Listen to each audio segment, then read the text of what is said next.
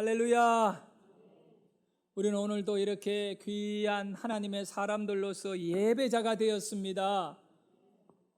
아무리 찢어지고 두드려 맞고 병들고 무너져도 예배 현장에 나오면 우리 주님 소망 주시는 겁니다. 예배자가 인생 가운데 최고인 것입니다. 오늘 설교 제목은 통회의 기도에 답이 있다입니다. 통회의 기도에 답이 있다. 저를 한번 따라 합시다. 통회의 기도에 답이 있다. 여러분 한 개개인이 가까운 데 있는 사람이든지 멀리 있는 사람이든지 여러분의 인생에 연결된 모든 사람들은 여러분 때문에 평안이 있기를 소원합니다. 평강이 넘치기를 소원합니다. 우리 한번 따라합니다. 가까운 데 있는 사람이든지 멀리 있는 사람이든지 나 때문에 평강이 있을지어다. 우리 하나님께서요 그렇게 축복하시고 선포했습니다. 누구야? 너 때문에 너 가까이 있는 사람이 평화가 넘쳐야 되고 분쟁은 끝나고 싸움은 끝나고 다툼은 끝나고 마음의 그 억울함은 끝나고 원수는 끝나고 바로 원수를 사랑하란 말이 평화롭게 지내라는 거예요. 우리는 가까이 사람만 평화를 유지할 것이 아니라 멀리 사람도 나 때문에 평화를 유지할 수 있어야 됩니다. 사랑하는 성도 여러분, 그렇게 평화를 유지하기 위해서 어떻게 해야 됩니까? 그것은 바로 여러분 안에 오늘 말씀해 보니까 탐심을 제거해야 된다라고 말합니다. 탐심을 가지고 살아가게 되면 평화가 깨어지는 겁니다. 지금 이 국제적으로도 보면 대한민국하고 일본하고 그리고 이 중국과 미국이 서로 욕심을 부리거든요. 탐심이라는 것은 뭘 말하냐? 나만 가져야 된다는 것이 탐심입니다. 필요 없는 이상의 욕심을 가지는 것이 탐심인 거예요. 이 탐심의 마음은 성경에 보면 뭐라고 하시느냐? 죄악이 돼요, 죄악. 우리는 마음속에 탐심을 갖고 있는 것이 그렇게 죄인 줄 잘 모르고 있는데 탐심은 우리의 영혼을 파괴하고 평화를 깨어버리고 하나님의 사람으로 살지 못하도록 만드는 이 마귀의 역사인 것입니다. 그래서 오늘 우리가 함께 읽었던 말씀 17절에 보면 이렇게 이사야 선지자를 통하여 하나님은 말씀하셨거든요. 여러분이 한번 크게 읽어봅니다. 시작. 그의 탐심의 죄악으로 말미암아 내가 노하여 그를 쳤으며 또 내 얼굴을 가리고 노하였으나 그가 아직도 패역하여 자기 마음의 길로 걸어가도다. 여기 말씀 보세요. 뭐라고 되어 있나요? 그의 탐심의 죄악으로 말미암아 모든 저주와 하나님께서 그를 때려버린 거예요. 쳤다는 겁니다. 왜? 네가 탐심의 죄악을 갖고 있다. 탐심은 별것 아닌 게 아니라 죄악이다, 죄악. 또 내 얼굴을 너에게서 가려버린다. 하나님이 그 탐심 가진 사람은 등을 돌리는 것입니다. 그리고 그 탐심은 어떤 결과의 삶을 가져오게 하느냐? 자기 마음의 생각대로 길을 가는 겁니다. 자기 멋대로 산다는 겁니다. 자기 생각대로, 기분대로 이 탐심이 가득 채워지면요 하나님이 보이지 않아요. 왜냐? 이미 이 탐심 갖고 있는 사람에게는 하나님이 얼굴을 그에게서 가려버린 것입니다. 사랑하는 성도 여러분, 오늘 우리는 말씀을 통하여 인간에게 있는 이 탐심이라는 것이 이렇게도 무서운 저주의 역사이구나, 이걸 깨닫기를 바랍니다. 그리고 오늘 우리는 간절히 소원하고 기도하기를 어떻게 해야 됩니까? 하나님, 내 안에 있는 탐심들을 다 씻어주십시오. 이 탐심을 이기고 하나님을 가까이 대할 수 있는 축복을 누리게 해 주십시오. 그런 소원을 할 수 있고 또 그렇게 되어지기를 예수 이름으로 축원합니다. 사랑하는 성도 여러분, 탐심을 가진 자에게는 하나님이 진노도 하시고 치시기도 하고 또 얼굴을 가린다고 하니까 얼마나 불행한 인생이 되겠습니까? 그래서 이 탐심이라고 하는 것은 우리는 별것 아닌 것 같이 여겼는데 이게 아주 큰 죄악이라고 하니까 우리 하나님 얼굴을 대하지 못하는 인생이 되면 끝장나는 거잖아요. 그러니까 이 탐심에서부터 우리는 완전히 벗어날 수 있는 은혜가 있기를 소원합니다. 자, 그래서 하나님께서는 우리에게 이제 이 탐심을 제거해야 된다. 그래야 하나님의 얼굴을 대할 수 있고, 이거는 영적인 걸림돌입니다. 우리를 넘어지게 하는 겁니다. 이 탐심이라는 것이. 그래서 그 영적인 걸림돌인 것을 분명히 성경을 통하여 말씀하는, 이걸 어떻게 뽑아내야 되느냐. 걸림돌을 제거해야 하잖아요. 그래야 하나님을 깊이 만날 거 아니겠어요? 근데 이 방법을 우리에게 가르쳐 주셨다는 거예요. 이사야 선지자를 통하여 말씀해 주셨거든요. 그게 뭐냐? 우리 안에 있는 탐심의 그 어두운 죄악의 덩어리를 어떻게 극복하고 해결할 수 있느냐, 이겁니다. 그냥 마음으로 하나님, 나 탐심 안 부리고 살게 해주세요. 나 이제 욕심 안 부릴게요. 이렇게 생각한다고 되는 게 아니다는 것입니다. 이 탐심은 어떻게 해결해야 되느냐? 바로 통회해야 한다는 겁니다.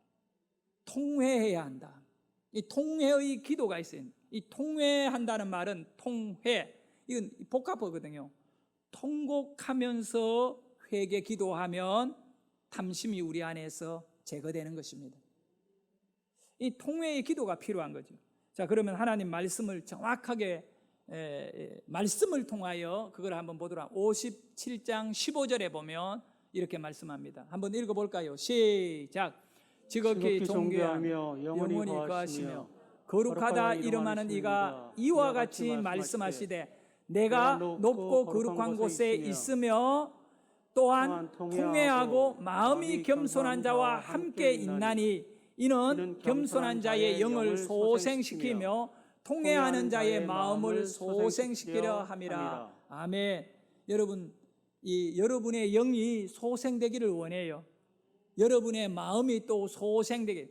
소생이 뭡니까? 심장이 멈추어지며 이 심장을 다시 뛰도록 살려내는 거잖아요. 그걸 가리켜 심장 소생술이라 그러지요.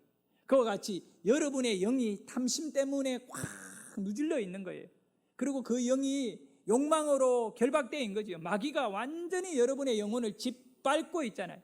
거기에서 무슨 은혜가 있겠고 축복이 있겠습니까? 이 마귀의 짓밟는 걸음을 쳐내야 되거든요.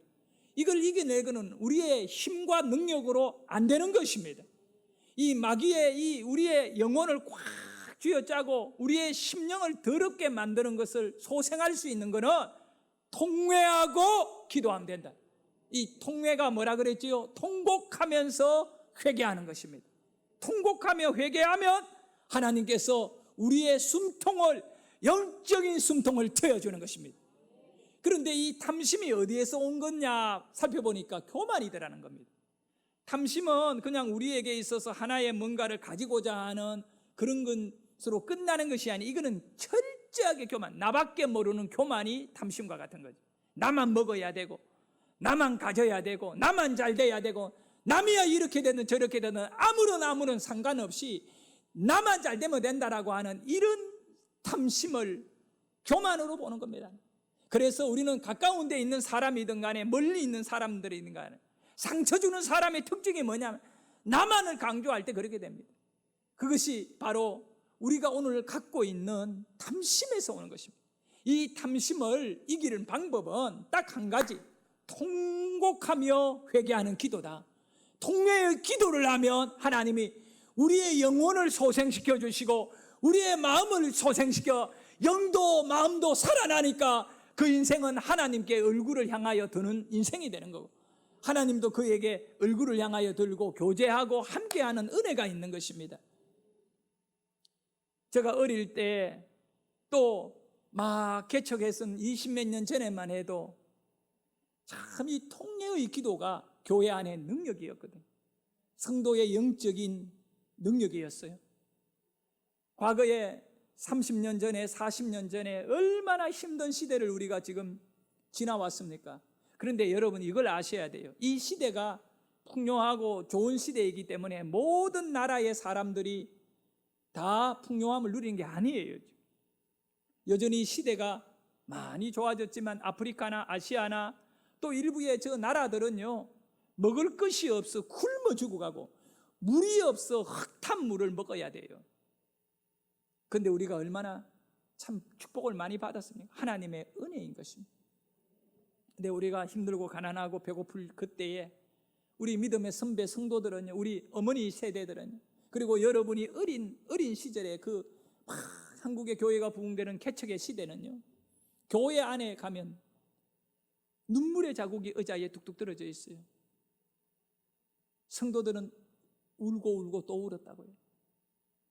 하나님 앞에 나와 통곡하면서 가족들을 위해 울고 교회를 위하여 울고 나라를 위하여 울었거든요. 그런데 이제 우리가 좀 먹고 살만하면서 자꾸 이 야성의 신앙을 잃어버리고 그저 아주 고상한 신앙의 매력을 느껴가지고 신앙생활도 좀 얌전히 해야 하는 줄 아는 잘못된 것을 길들어가고 있거든요. 사랑하는 여러분, 저는 신학교를 막 들어갈 때 늘 교수님들이나 주위분들이 하는 얘기가 뭐냐 하면 능력받아야 된다. 능력받아야 된다. 능력은 어디서 옵니까? 하나님이 함께해야 능력 나타나잖아요. 그러면서 늘 많이 했던 이야기 중에 하나가 소나무 뿌리를 몇 개 뽑아야 된대. 솔직히 저는 소나무 뿌리 한 뿌리도 못 뽑았는데, 여러분 소나무 그거 뿌리 뽑힙니까? 산에 올라가면 소나무는요 뿌리가 얼마나 깊이 내려가는지. 그런데 굵기가 이따만한 소나무를 평생 뽑아도 내가 늙어 죽을지언정 그 뿌리는 안 뽑힐 거예요. 그런데도 불구하고 우리의 믿음의 선배들의 입술에 그 말은 뭐냐? 통회의 기도에 능력이 있다는 것입니다. 소나무 붙잡고 하나님께 통회하며 기도하고 부르짖고, 왜 산에 가서 산기도를 했느냐? 이런 교회에서 기도하면 너무 처절하게 부르짖고 울고 기도하면 다른 분에게 방해되니까, 그래서 산에 가서 기도하잖아요. 깊은 산에 들어가서 홀로 눈물 흘리면서 부르짖으면서 그러다 보니 이제 그 기도가, 산기도의 별칭이 소나무 뿌리 뽑는 겁니다. 다음 다가오는 우리 아이들의 미래 세대를 바라보면서 그들의 영성을 바라보면서 부모가 되고 어른이 된 우리의 책임이 큽니다. 우리가 소나무 뿌리를 뽑으면 우리의 자녀들은 축복을 받고 영적으로 살아날 것이지만, 우리 부모들이 그냥 편하게 신앙생활하면 다음에 올라오는 아이들이 영적으로요, 그들은 완전히 광야를 몰라요. 광야를 모른다는 것은 이 험악한 세상에서 영성을 쓰지 않고 육으로 이리저리 편한 대로 피해가 살다가 그냥 망하는 그런 약한 존재로 만들 수밖에 없어요. 우리는 좋고 건강한 교회를 만들어야 될 책임이 있는데, 그것은 한 사람 한 사람이 개인적으로 통회의 영성을 가져야 됩니다. 그것을 오늘 19절에 본문 57장 이사야 57장 19절에 분명히 말씀하고 있습니다. 이 통회의 기도가 능력이다. 자, 우리 같이 한번 읽어봅니다. 시작. 입술에 열매를 창조하는 자 여호와가 말하노라. 먼 데 있는 자에게든지 가까운 데 있는 자에게든지 평강이 있을지어다. 평강이 있을지어다. 내가 그를 고치리라 하셨느니라. 아멘. 가까운 데 있는 사람이든 멀리 있는 사람들은 평안이 있을지어다. 내가 너를 고친다. 근데 어떻게 되느냐? 입술의 열매를 창조한 하나님이 말씀하십니다. 하나님은 말씀으로 천지 만물 다 창조한 겁니다. 하나님의 입으로 나온 저주는 그대로 저주가 되고 축복은 축복이 될 줄 믿으시기를 바랍니다. 그런데 그 하나님이 무슨 말씀을 하셨느냐 하면 바로 평강이 있을지어다. 평강이 있을지어다. 이렇게 축복하셨는데 누구에게요? 통회하는 자에게 평강이 있으라는 겁니다. 오늘 우리에게 이 고침, 우리를 치료해 주심으로 평강에 있게 하시는, 그래서 우리는 근본적으로 여러분이나 나나 탐욕에 자유할 수 없는 사람, 탐욕이 있다는 거예요. 그거를 원초적으로 거부할 수는 없어요. 우리 인생이다 보니까 죄 가운데 있잖아요. 그러지만 우리에게 몰려오는, 쓰나미같이 몰려오는 이 탐욕을 해결하는 길이 뭐냐? 네가 통곡의 기도를 하면 된다는 거야. 부르짖고 눈물 흘리며 너 홀로 힘들어 기도할 때 아무도 몰라주고 알아주지 않는 것 같이 보이지만 그게 아니라 하나님이 너에게 평강을 선포한다는 겁니다. 가슴이 아픈 일이 있으면 하나님께 기도하십시오. 하나님이 돌아보아 주실 것입니다. 시편 34편 18절에 보면 마음이 상한 자를 하나님이 치료해 주시고 구원해 주시고, 여호와는 마음이 상한 자에게 가까이 하시고, 가까이 한다. 마음이 상해야 가까이 한다. 근데 어떻게 여러분의 마음이 상해? 바로 이겁니다. 통회하는 자는 구원하시는도다. 통곡하고 회개하는 자요, 통성으로 기도하면서 자기 죄를 고백하는 사람, 이런 사람은 하나님이 어떻게 한다고요? 가까이 하시는 거예요. 여러분에게 하나님이 가까이 하심이 있기를 원합니다. 그러니까 이 통회하는 사람은 가까이 하지만 탐심을 갖고 있는 죄악을, 이 탐심의 죄악을 갖고 있는 사람 하나님이 얼굴을 돌리고 멀리 가시잖아요. 여러분 어떤 사람이 되어야겠느냐 이거죠. 탐심을 여러분이 가지고는 있겠지요. 그런데 그거를 통회해서 하나님의 얼굴을 여러분 쪽으로 돌리게 하고 또 회복되기를 예수의 이름으로 축원합니다. 여전히 시편 51편 17절에도 보면 하나님이 구하는 제사는 어떤 제사? 하나님이 원하는 예배예요. 그건 다른 예배가 아니라 상한 심령이, 이 상한 심령으로 하나님께 예배하는 사람을 원한대요. 그리고 통회하는 마음을 주께서 멸시하지 아니하시리라. 항상 보세요, 상한 심령과 통회하는 것은 같이 나오거든요. 왜 그럴까요? 여러분이 막 통성으로 회개도 하고 기도하고 하나님께 살려달라고, 하나님 죄를 지었으니 용서해달라고 막 기도하다 보면 내 심령이 상하게 되는 것입니다. 그리고 자기 마음을 딱 보면서 스스로 느끼게 돼요. 쓸모없는 인생이구나. 나는 내 방법으로 내 멋대로 살아가는 망할 수밖에 없는 인생을, 그리고 내게 필요한 자가 예수인 것입니다. 여러분의 심령이 상한 심령 되기를 원합니다. 하나님, 나는 부도난 인생입니다. 완전히 상한 심령으로 하나님께 예배해야 돼요. 하나님은 그 예배를 원하는 겁니다. 내가 뭐 잘났어요 라고 하는 것이 아니라 기도를 너무 깊이 있게 해가 그 심령이 상해 있는 상태, 하나님은 그 상한 자를 치료하시고 그 상한 자를 만나주시는 겁니다. 여러분이 바로 그런 예배자이기를 소원합니다. 오늘 이 시간에도 우리 예수님은 여러분의 상한 심령을 치료해 주십니다. 정말 주님은 여러분의 모습을, 상한 모습을 다 아시고요, 그거를 어루만져 주시고 여러분 홀로 아무도 없는 곳에서 혼자 가슴 아파하며 눈물 흘리는 그 눈물의 그 의미를 주님은 다 아시는 거예요. 믿으시면 아멘 합시다. 우리 같이 한번 찬양으로 고백합시다. 주 나의 모습 보네, 상한 나의 마음 보시네. 주 나의 모습 보네, 상한 나의 마음 보시네. 상한 나의 마음 보시네. 주 나의 눈물 안에 홀로 울던 마음 아시네. 홀로 울던 마음 아시네. 다시 한 번 더 합니다. 주 나의 모습 보네. 주 나의 모습 보네, 상한 나의 마음 보시네. 주 나의 눈물 아시네. 눈물 안에 홀로 울던 마음 아시네. 홀로 울던 마음 아시네.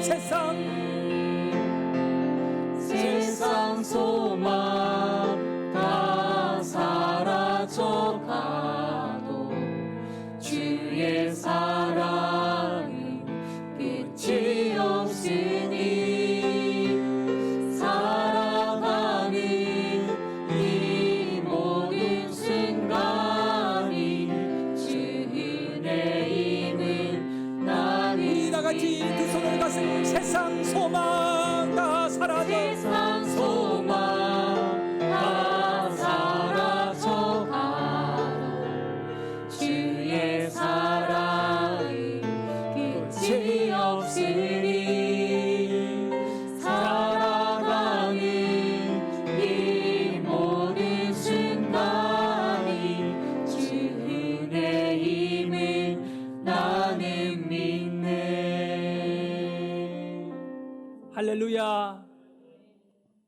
주님 여러분 모습 아시는 거예요. 상한 여러분의 모습 부끄러울 것이 아니라 우리 주님은 기뻐하시고 내가 너를 치료해 줄게. 여러분 홀로 울고 있을 때 우리 주님 여러분의 마음을 돌아보시고 그 마음을 소생시켜 주신, 그 아픈 상처를 그냥 갖고 살아가지고는 병이 나고 화병이 나고요, 이 정신병이 나고요. 우리는 주님이 계시잖아. 주님에게 다가가셔서 주님, 내가 이렇게 못난 사람입니다. 이렇게 망가진 인생입니다. 그 상한 심령을 주님에게 고백하기를 바랍니다. 여러분, 통회하는 기도가 여러분에게 회복되기를 원합니다. 하나님께 부르짖고요, 울부짖고 뒹굴고 주님 살려달라고, 어떤 어려운 문제이든 간에 그냥 낙심하고 절망하지 말고 포기하지 말고, 오늘 말씀하잖아요. 통회의 기도를 하면 내가 구원해 주겠다, 평강을 주겠다. 다시 한번 말씀을 봅시다. 16절 말씀, 이사야 57장 16절 말씀 우리 같이 읽습니다. 시작. 내가 영원히 다투지 아니하며 내가 끊임없이 노하지 아니할 것은 내가 지은 그의 영과 혼이 내 앞에서 피곤할까 함이라. 아멘, 할렐루야. 하나님이 얼마나 여러분을 염려하는지, 있는 그대로 심판해버리면 여러분은 피곤할 정도가 아니라 박살나고 짓밟히니까. 그런데 우리 하나님은 다투지 않겠대요. 우리와 다투지 않겠대요. 야, 네 죄가 얼마나 크니 다투지 않겠대요. 그러나 네 죄가 있더라도 통회해라. 여기에는 우리가 순종해야 될 것 아니겠어요? 통곡하며 회개하며 기도해라. 그러면 내가 너를 회복시켜 줄게. 이 약속을 믿으시기를 바랍니다. 미가 선지자는 미가서 7장 18절에요, 주님 같은 분은 없다는 것입니다. 이렇게 나를 생각하시고 이렇게 나를 위해서 기도도 해주시고 길도 열어주시고 이렇게 나를 축복하시는 분은 없대요. 여러분 입술로 이 미가 선지자의 고백을 한번 크게 해봅니다. 시작. 주와 같은 신이 어디 있으리이까? 주께서는 죄악과 그 기업의 남은 자의 허물을 사유하시며 인애를 기뻐하심으로 진노를 오래 품지 아니하시나이다. 아멘, 할렐루야. 자, 주님의 은혜가 우리에게 있기를 소원합니다. 예수를 믿으면 반드시 우리는 평안을 누려야 됩니다. 죽음으로부터 평안을 누려야 되고, 또 우리가 이 탐심이 죄악이라 그랬잖아요. 예수를 제대로 믿는데 가장 큰 걸림돌과 죄의 그 원초적인 힘은 어디에서 나오느냐 하면 탐심에서 나온다는 걸 아시죠? 오늘 성경을 보니까 이 탐심이 우리를 완전히 발목을 잡고 있으니 이 탐심을 뿌리치기 위해서는 어떻게 되니? 예수를 잡아야 됩니다. 모든 것을 우리를 위하여 다 내어주신 예수의 겸손한 마음을 우리가 사모해야 됩니다. 예수는 우리에게 평안을 주십니다. 물질의 욕망에서 평안을 주시고, 세상에 정말 자기의 그 건강이나 아니면 자기의 그 꿈을 이루고자 하는 그 욕망으로부터 평안을 주시는 분이 예수입니다. 예수님은 부활하셨습니다. 죽음을 이기시고 영원한 생명으로 우리 앞에 나타나셨습니다. 그리고 제자들에게 첫 번째 하신 말씀이 뭐냐 하면, 부활하신 예수님, 죽음을 이기신 예수님이 제자들에게 하신 말씀이 너희에게 평강이 있을지어다. 예수님 왜 부활하셨습니까? 여러분에게, 저에게 평강 주시려고 부활하셨습니다. 그런데 오늘 평강을 잃어버리고 두려워하고 이 탐욕의 그 죄악에서 벗어나지 못하고 있을 때 예수님의 십자가의 죽음이 그 사람에게 무슨 의미가 있습니까? 예수를 믿고 평안을 누려야 되는데, 사랑하는 성도 여러분, 에베소서 2장 14절에 말씀합니다. 그는 우리의 평화이신지라. 예수는 여러분의 평화입니다. 둘로 하나를 만드사 원수된 것 곧 중간에 막힌 담을 자기 육체로 허시고, 아직 내게 평안이 없다면, 내가 다른 사람에게 평안을 줄 수 없다면, 내 가까이의 사람들 나 때문에 고통을 받고 있다면 아직 예수님이 내게 없는 것입니다. 평화이신 예수님이 안 계시니까 다른 무엇을 잡아야 되니까 고통받고 있는 것입니다. 자존심요, 그것도 마찬가지입니다. 권력, 그것도 마찬가지입니다. 사랑하는 성도 여러분, 그는 우리의 평화이십니다. 진정 우리는 예수로 인하여 새롭게 되기를 원합니다. 평강의 왕이신 예수님이 여러분을 다스리기를 원합니다. 평안을 잃어버린 여러분에게 참 평안을 주시는 은혜가 있기를 원합니다. 자, 우리 예수님이 이제 부활하신 예수님이 마지막으로 제자들을 다 모여있는 곳에서 이렇게 말씀하셨습니다. 요한복음 20장 21절에서 22절입니다. 우리 같이 읽습니다. 시작.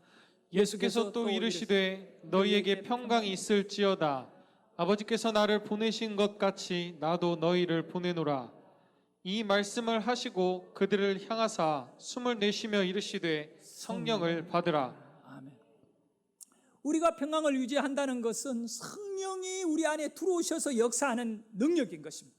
그런데 21절을 보면 뭐라고 말씀하면 너희에게 평강이 있을지어다. 너희에게 평강이 있을지어다. 할렐루야. 그러면서 우리에게 있어야 하는 거죠. 있어야 할 것이 뭡니까? 여러분에게 있어야 할 것이 뭡니까? 평안이다는 거예요. 평강이다는 겁니다. 그런데 아버지께서 나를 너희들에게 보낸 것과 같이 나는 너희들을 다른 사람들에게 보낸다. 너희들을 보낸다. 할렐루야. 자, 우리가 갈 적에 다른 사람에게 가야 되는데 보냄을 받잖아요. 아버지께서 나를 보내신 것 같이 나도 너희를 보낸다. 다른 사람이 누구냐? 평강이 없는 사람에게 우리를 보내는 거예요. 세상 소망 없이 이리저리 깨지고 막 상처 입어가지고 막 죽음의 어둠에 이렇게 벗어나지 못한 그 사람에게 우리를 보내시는 거예요. 어떻게? 평강을 가지고 평화를 줄 수 있도록, 화평을 줄 수 있도록 아멘 하시기를 바랍니다. 여러분이 가는 곳곳마다 평화가 있고 평강이 있기를 소원합니다. 왜냐하면 예수님이 여러분을 보냈습니다. 그러면서 숨을 이렇게 우리 예수님이 쉬시면서 와 하면 성령 받아라. 아, 깨달았습니다. 내 안에 평강은 성령이 오셔야 되겠구나. 내 힘으로 되는 것이 아니구나. 말씀을 마무리하고 정리하겠습니다. 사랑하는 성도 여러분, 오늘 왜 이렇게 설교가 일찍 끝나느냐? 평화를 유지하기 위해. 여러분, 우리 예수님은 여러분에게 참 평화의 길을 만들어 주셨습니다. 죽음은 두려운 것입니다. 두려움을 다 걷어내고 영원한 생명 천국의 길을 열어주셨습니다. 우리 예수님은 진리이시고 생명이시고 영원한 생명으로 가는 길이십니다. 그런데 문제는 우리가 오늘 진리를 제대로 붙잡지를 못하고 생명을 느끼지를 못하고 영원한 하나님께로 나가는 길을 찾지를 못하고 있습니다. 예수 믿으면서도 불구하고. 그는 원인이 뭐냐 하면 영혼의 안개가 끼어있기 때문에 그렇습니다. 영혼의 안개가 쭉 끼어있습니다. 영혼의 안개가 이거는 이제 죄의 역사이죠. 근데 이 영혼의 안개를 걷어버리면 우리 주님의 길이 보일 것이라고 믿습니다. 진리가 느껴질 겁니다. 근데 오늘 성경의 내용이 뭐냐 하면 너의 인생 앞에 네가 영의 눈을 열고 볼 때 길이 안 보이지 않느냐? 길은 있다. 예수님이 길인데 길은 이미 있다. 너가 못 볼 뿐이다. 여러분 한번 생각해 보세요. 앞을 못 보는 맹인이 길이 있어도 제대로 못 가거든요. 차를 몰고 달릴 수도 없거든요. 못 보니까. 길은 있어요. 근데 못 보니까. 근데 길을 보이도록 하는 것이 뭐냐 하면 안개를 걷어버리게 하는 것이 바로 통회의 기도인 것입니다. 왜 여러분에게 통회의 기도가 필요하느냐 하면 그렇게 깊은 통회의 기도에 들어가면 영적으로 회복이 이루어지는 겁니다. 얕은 기도가 아니라 깊은 기도. 거기에는 길이 보이고요. 진리가 느껴지고 은혜가 쏟아져 내리는 곳에 은혜 속에 내가 그냥 담구어지게 되는 축복이 일어나는 것은 통회의 기도입니다. 한 번도 여러분이 통회하며 기도해 보지 못한 분들이 여기 있을 것입니다. 기도해 보십시오. 기도해 보십시오. 하나님께 한번 통회하며 기도해 보시오.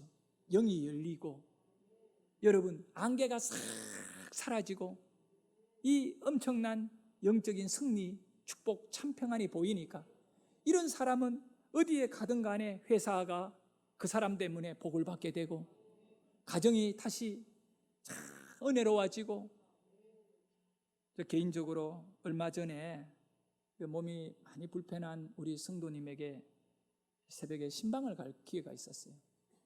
가서 이렇게 기도를 해주려고 그분을 보는데 내가 딱 영적으로 느끼는 것이, 야, 천사다, 천사. 천사로 보이는 거예요. 남자분인데 천사로 딱 보이는데, 야, 여러분 왜 그 집사님이 천사같이 내게 보일까요? 그분은 투병을 하면서 모든 욕심을 다 버리고 오직 주님밖에 없음을 깨달은 겁니다. 병실 침상에서 깊이 깨달은 거예요. 내가 딱 보는데 천사인 거예요. 계속 눈물만 흘리시면서 주님의 은혜만 기다리는 거예요.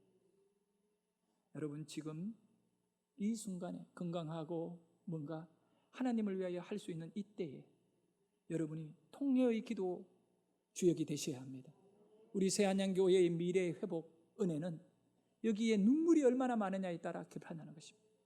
눈물이 말라버린 교회 되면 안 되는 거예요. 우리 자손들이 누릴 축복이 없는 것입니다. 저와 여러분이 이제 다시금 통례의 기도의 주역이 되시기를 바랍니다. 오늘 저 애기 엄마들이 사정에 많이들 오셨는데 그 가슴에 안고 있는 이 아이들의 미래의 축복은 부모의 통례의 기도인 것입니다. 여러분이 통례의 기도를 하면 반드시 하나님이 그 자녀들과 그 가정을 이 세계 위에 뛰어난 축복의 이물로 길이 있는 인생을 살고 길을 통하여 복을 누리게 되는 겁니다. 오늘 이 시대를 한마디로 말하면 길이 없는 사람들의 삶인 것입니다. 그러나 통례하는 사람에게는 하나님이 축복의 길을 주시는 줄 믿으시기를 바랍니다. 기도하겠습니다.